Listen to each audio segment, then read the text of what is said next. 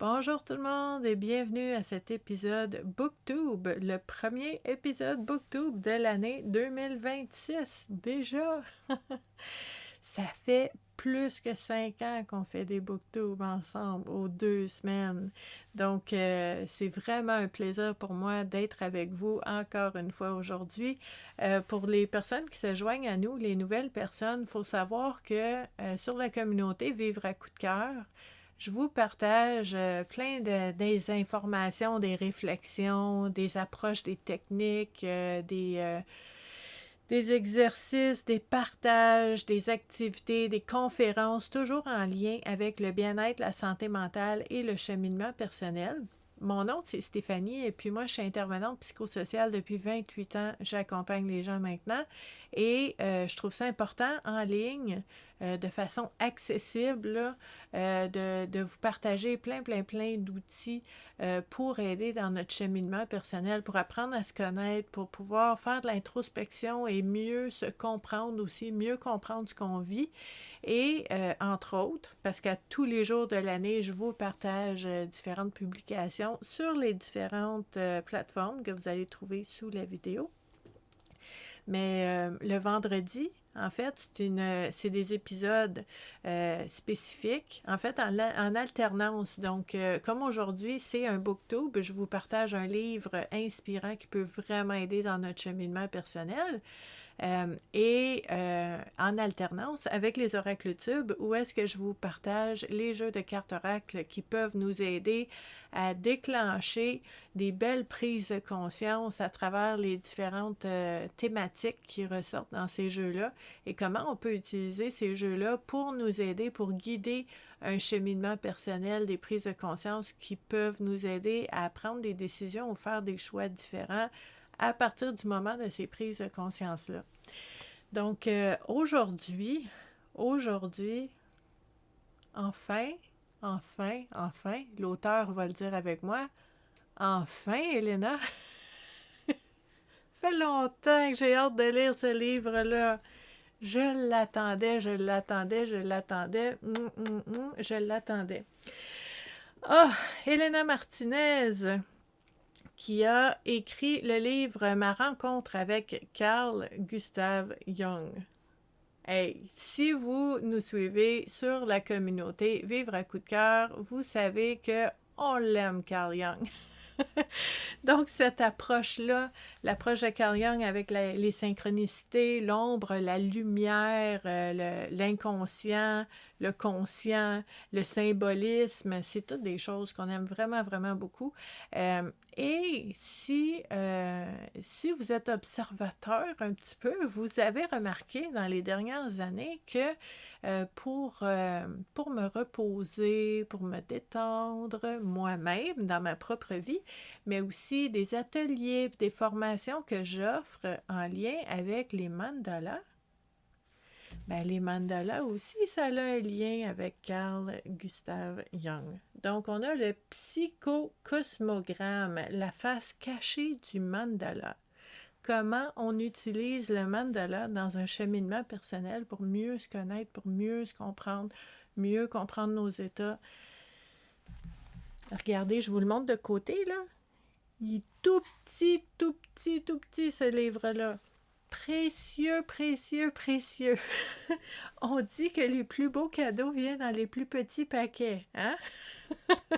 On est vraiment là-dedans. Puis, tu sais, je veux juste vous dire, petite parenthèse, parce que ça fait tellement longtemps que j'attends ce livre-là, que c'est sûr que ma perception ou ma façon de le voir est très... vraiment, là, comme, enfin, on l'a, puis je suis vraiment contente, puis je trouve que c'est vraiment un excellent livre. Mais tu sais, je pense que outre le fait qu'on l'attendait tant que ça, c'est quand même, outre cette attente-là qu'il y a eu, c'est vraiment un livre, même si vous n'avez pas entendu parler avant, là, si vous êtes une personne qui aimait tout ce qui touche à l'introspection, à mieux se connaître, à mieux se comprendre, à mieux comprendre ce qu'on vit, puis que vous avez, je vais le dire comme ça, que vous avez une petite personnalité là, qui aime découvrir, explorer, si vous avez une belle curiosité, ça va vraiment être un livre que vous allez apprécier parce que, en fait, on le sait, hein?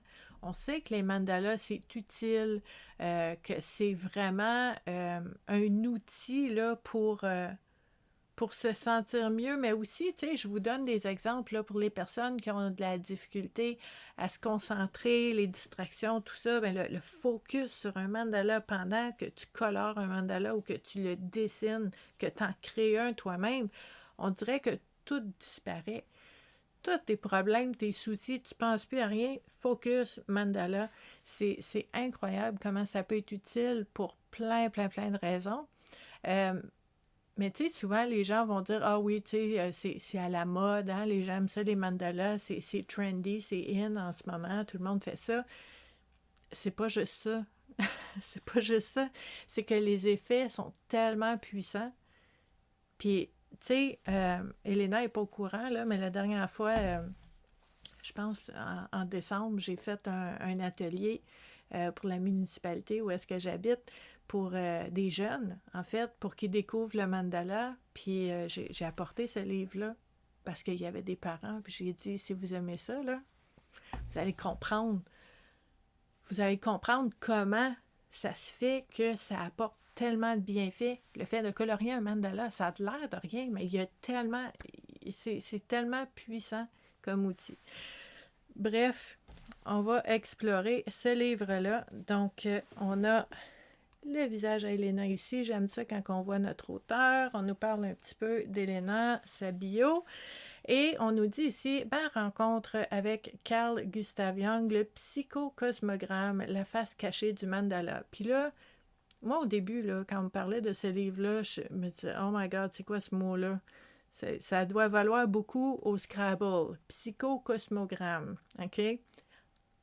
Mais je vous dis, à force de lire le livre, puis ça devient fluide, puis on comprend psychologie, cosmos, complet, unité, tout. Puis gramme, ben c'est l'image, c'est la symétrie, c'est bon, on comprend. Donc, saviez-vous que le mandala, souvent utilisé pour la détente, la recentration ou en art-thérapie, est aussi appelé psychocosmogramme? Après une expérience de mort imminente en 2005, l'auteur Elena Martinez s'est engagée dans une profonde quête de sens nourrie notamment par les écrits de Carl Gustav Jung, qui utilisait le psychocosmogramme comme outil d'exploration de l'inconscient. Forme et couleur révèlent les archétypes de celui ou celle qui le colorie, offrant une voie vers une meilleure connaissance de soi. Je ne l'ai pas nommé tantôt, mais les archétypes aussi, on aime ça, et ça vient de l'approche de notre ami Carl. On y va avec le premier nom. Son ouvrage, Ma rencontre avec Carl Jung, le psychocosmogramme, la face cachée du mandala, est le fruit de 15 années de recherche et de réflexion. Quand même. À l'image de l'expression espagnole dar a luz, donner la lumière, ce livre invite à une renaissance intérieure en réconciliant vie et âme. On a plein de post-it, on y va. Donc, on va explorer un petit peu ce livre-là. En fait, je veux vous montrer quelque chose aussi. Dans ce livre-là, il y a des belles images en couleur. OK? Puis, je trouve ça important parce que souvent, dans un livre qui est un outil en psychologie, on n'a pas toujours des belles images comme ça. Hein? Souvent, ça va être juste des écrits, mais c'est super beau. Puis, il faut savoir aussi que Elena, l'autrice, est une femme qui est intervenante psychosociale depuis plusieurs années, mais c'est aussi une poète. Donc, c'est magnifique à lire. C'est vraiment beau, c'est super intéressant. Et on nous dit ici, donc, je n'avais jamais rien lu au sujet du psychocosmogramme. Elena m'a offert d'analyser mon mandala personnel et ce, dans le moment présent. Comme déjà mentionné, le mandala et ses bienfaits ne m'étaient pas inconnus, mais la façon dont il m'a demandé de l'exécuter était toute nouvelle pour moi. Cette lecture fut surprenante et enrichissante. Ça, c'est Joanne Siminaro, artiste et formatrice en croissance personnelle par l'art, qui a expérimenté cette technique de connaissance de soi en utilisant le mandala. Pas le mandala en coloriage populaire, mais en tant que psychocosmogramme. Puis ça, c'est super intéressant parce que moi aussi, je l'ai testé. Elena m'a demandé, elle m'a dit, tu vas prendre un mandala, puis tu vas le colorier, voici les étapes, tu vas le faire de cette façon-là. Puis moi, je suis habituée de colorier un mandala comme moi, je le sens, dans le moment. Puis ça, c'est une façon de l'utiliser. Mais dans l'approche qu'on nous propose ici, il y a une technique très précise. Donc, c'est intéressant d'aller explorer cette technique-là aussi. Donc, je vois que Joanne aussi a fait le test de ça, puis qu'elle a beaucoup apprécié. Donc, on a ici... OK, là, je vous sors quelques extraits pour que vous puissiez voir un petit peu comment Elena approche ce sujet-là, comment elle écrit dans le livre, donc comment on le lit aussi comme lecteur. Donc ici, force est d'admettre que plus je poussais mes recherches sur cet homme, Carl Jung, plus ma soif d'en savoir davantage s'accentuait. Non seulement avait-il été médecin, psychiatre, psychologue et essayiste, mais il avait également développé un procédé encore méconnu et aujourd'hui, le psychocosmogramme.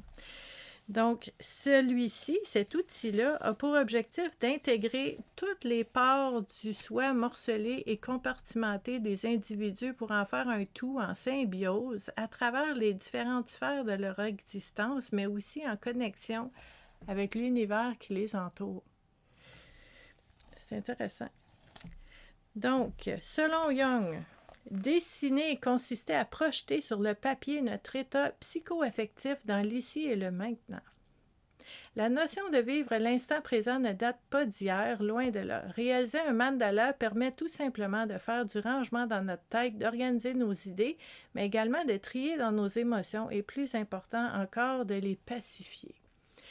Donc, vous voyez, dans ce livre-là, on nous parle de Carl Jung, de son approche, de comment il voyait les choses. On parle aussi de l'expérience de l'auteur en lien avec l'importance de la connaissance de soi, en lien avec l'utilisation d'un outil comme celui-là.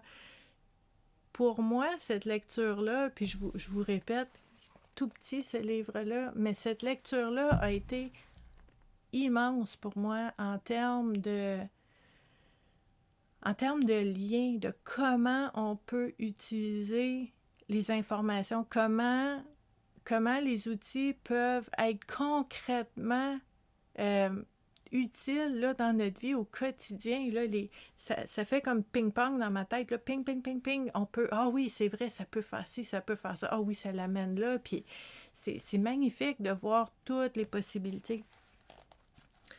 Donc, on nous dit ici, cet ouvrage représente plus de 15 ans de recherche, de lecture, de formation, de questionnement et d'expérimentation du psychocosmogramme en tant qu'outil de connaissance de soi. Une année sabbatique d'écriture à temps plein, une autre d'ajout, de peaufinage et de collaboration pour finalement arriver jusqu'à vous. Je répète, enfin!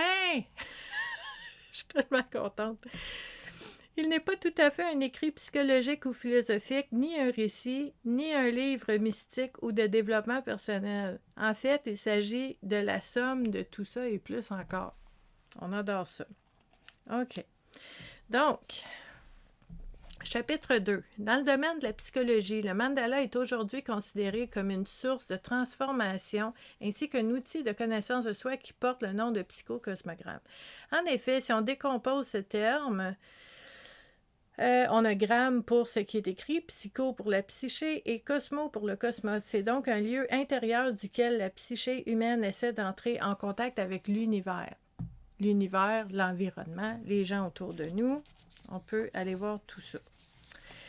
Donc, ici, selon Jung, Seul le symbole permettrait d'atteindre, d'exprimer l'inconscient. C'est aussi pourquoi l'individuation ne pourra jamais se passer de symboles qui, d'une part, sont l'expression primitive de l'inconscient et d'autre part, l'idée qui correspond à la réalité ou encore à la plus haute réalité pressentie par la conscience. L'utilisation du mandala dans le domaine de la psychologie individuelle se fait toujours au cours d'une période de confusion ou de perte de repère. Donc, ça devient un outil pour aider à retrouver un petit peu notre chemin vers soi, pour mieux voir, pour prendre du recul, pour... En fait, avec cet outil-là, on peut regarder le papier, ce qu'on a créé, puis c'est comme un reflet de ce qu'on porte en nous. Donc, c'est très précieux comme image. Donc, ici, on nous dit... Comme nous ne pouvons pas entrer directement dans l'inconscient pour le voir, nous avons besoin d'une sorte de miroir. Le mandala le fournit et ça permet de se recentrer, de trouver le chemin de notre ordre intérieur ou extérieur. Et c'est là qu'on a cette magnifique image que je vous montrais tantôt. Donc, ensuite, qu'est-ce qu'on a comme passage que je voulais vous lire? OK. Interpellé par le mandala en tant que psychocosmogramme durant une période difficile de sa vie, Carl Jung s'en servait comme un outil de quête intérieure, source de guérison, bien avant de l'utiliser lors de ses consultations auprès de sa clientèle. Il avait découvert que durant ces moments creux, il avait tendance à concevoir mentalement des figures concentriques. C'est ce qu'il a décrit dans son livre « Ma vie ». Il dessinait de petites figures circulaires, surtout le matin, qui s'articulaient comme un mandala. Ceci correspondait à son état intérieur du moment. Je n'ai découvert que petit à petit ce qu'était réellement le mandala, le soi, intégrité de la personnalité, laquelle, quand tout va bien, est harmonieuse. Donc, on peut voir à travers ce dessin-là le niveau d'harmonie, de disharmonie ou de qu'est-ce qui manque aussi. Donc, on nous dit aussi, en Occident, le mandala est souvent perçu comme un sujet de curiosité culturelle d'un temps révolu. Toutefois, en Inde ou au Tibet, par exemple, il est encore considéré comme une discipline majeure et sert de support à la méditation active, ainsi qu'à une meilleure connaissance de soi, à son développement spirituel, ainsi qu'au développement de l'intelligence relationnelle à travers le mandala. Donc, si je vous ressors quelques extraits encore, juste pour voir comment... Oh, c'est beau, c'est beau, c'est doux, c'est beau. Comment ce livre-là approche cet outil. Donc, à l'instar de Jacques Salomé, un autre qu'on aime beaucoup, je dirais qu'un accompagnant doit être axé d'abord sur la personne, car celle-ci est plus importante que le problème. Ce n'est pas ce qui est arrivé qui est central, ni pourquoi c'est arrivé, c'est comment ça s'est vécu, intériorisé douloureusement par celui qui le vit. Donc ça, c'est le chapitre où est-ce que Elena explique aux accompagnants comment utiliser cet outil-là dans l'accompagnement des gens. Donc, pour y parvenir, je ne crois pas qu'il existe un outil d'intervention favorisant l'accompagnement, une méthode ou encore un procédé unique à favoriser. J'aime beaucoup l'ouverture d'Elena. L'être humain étant un assemblage complexe, nous ne pouvons donc le réduire à une seule de ses dimensions, son genre, sa race, ses origines, son éducation, son statut social, sa profession, sa culture, ses croyances religieuses et bien d'autres aspects. C'est pourquoi j'opte pour une approche multidimensionnelle et personnalisée. Yes, on s'entend bien. En exploiter une seule au détriment des autres créerait un déséquilibre intérieur, niant ainsi la globalité de l'individu. À l'instar de la science qui ne parvient pas à expliquer tous les mystères de notre présence sur cette planète, l'être humain ne se réduit pas à une série de données strictement factuelles. Donc, il y a vraiment... Dans ce livre-là aussi, je vous dirais que Elena a le courage, là, vraiment, de mettre de l'avant sa façon de voir les choses, son approche, sa philosophie de la vie, sa façon d'accompagner les gens de façon très, très transparente. Là, c'est très, très clair, son approche. Puis ça prend du courage faire ça, là. Puis je trouve ça inspirant, je trouve ça motivant aussi pour pouvoir aller vraiment dans cette voie qui est l'humanisme, de dire, ben, c'est la personne avant tout et on n'arrive pas avec un programme tout fait, puis on dit à la personne, voici les étapes, tu fais 1, 2, 3, 4. C'est plutôt le fait qu'on s'assoit avec la personne puis on adapte ce qu'on va faire à la personne qui est là. On fait ça ensemble. Donc, c'est tellement important pour moi en tant qu'intervenante, là, je trouve ça vraiment, vraiment beau. Ça aussi, c'est beau. Donc, on a le bon usage du psychocosmogramme. Donc, les consignes pour colorier un psychocosmogramme dépendent de la forme de pratique que nous voulons en faire, bien sûr. Est-ce qu'il s'agit d'un exercice anti-stress, d'une ouverture de notre conscience? Est-ce qu'il s'agit d'illustrer le rapport que nous entretenons avec notre environnement social? Chacun de ces objectifs-là va apporter une façon différente de travailler avec le psychocosmogramme. Donc, le mandala en tant que tel est un moyen d'expression puisqu'il se colorie de façon instinctive. De plus en plus d'enseignants l'utilisent même auprès des enfants pour les aider à se concentrer. Il y a plein de façons d'utiliser le mandala.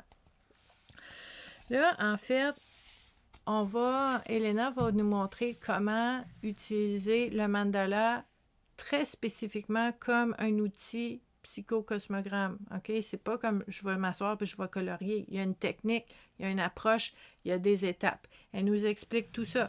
Elle nous explique aussi l'analyse et l'interprétation. Qu'est-ce que ça veut dire tout ça? Quand on voit un trait, quand c'est foncé, quand c'est pâle, quand il y a un niveau de couleur qui est différent d'un endroit à l'autre dans le psychocosmogramme. Qu'est-ce que ça veut dire? Donc, on a vraiment une belle interprétation des couleurs, des formes, des traits. Tout est là. OK? Puis, on va nous parler, en fait, de la signification de chacun de ces éléments-là pour qu'on puisse... En fait, moi, je vous dirais, là... Regardez, c'est beau. Je vous dirais en fait que si vous voulez explorer cet outil-là, bien, ce qu'on fait, puis moi je l'ai fait avec Elena, elle m'a fait faire l'exercice, là. Je veux dire, on prend ce livre-là, on le lit, puis on le fait, on l'essaye. On utilise ce qu'il y a là-dedans, on fait notre psychocosmogramme, on voit un peu l'interprétation, qu'est-ce que ça veut dire, on voit ce que ça nous dit à nous. Qu'est-ce qui émerge comme prise de conscience? Qu'est-ce qu'on apprend de nous-mêmes, de nos relations? Puis là, ça devient super précieux, là. Donc, vous allez voir, en fait, il y a vraiment... C'est un livre très, très, très complet pour explorer cet outil-là spécifique. Avec l'expérience, l'approche de Elena Martinez, mais aussi avec l'approche et l'expérience de Carl Gustav Jung.